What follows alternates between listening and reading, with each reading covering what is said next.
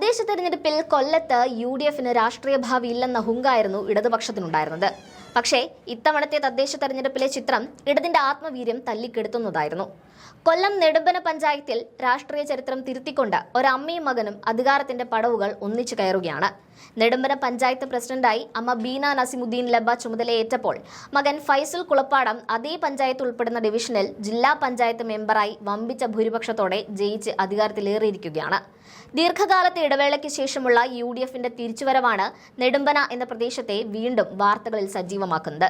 നീണ്ട 48 വർഷത്തെ ഇടവേളയ്ക്ക് ശേഷമാണ് നെടുമ്പന പഞ്ചായത്തിൽ യു.ഡി.എഫ് അധികാരം പിടിച്ചെടുക്കുന്നത് എന്ന പ്രത്യേകതയും ഈ വിജയത്തിനുണ്ട്.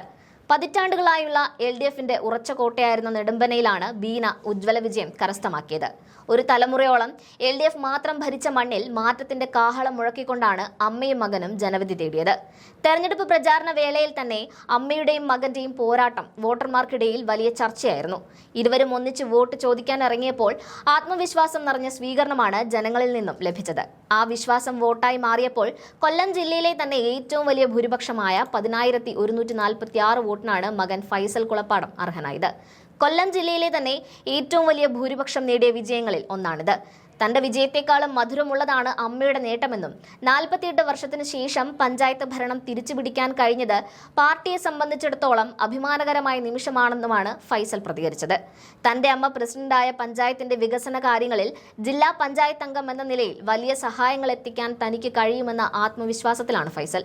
നെടുമ്പന പഞ്ചായത്തിൽ ആകെ നിലവിലുള്ള 24 സീറ്റുകളിൽ 12 സീറ്റുകൾ സ്വന്തമാക്കിയാണ് യു.ഡി.എഫ് ഭരണം പിടിച്ചെടുത്തത്.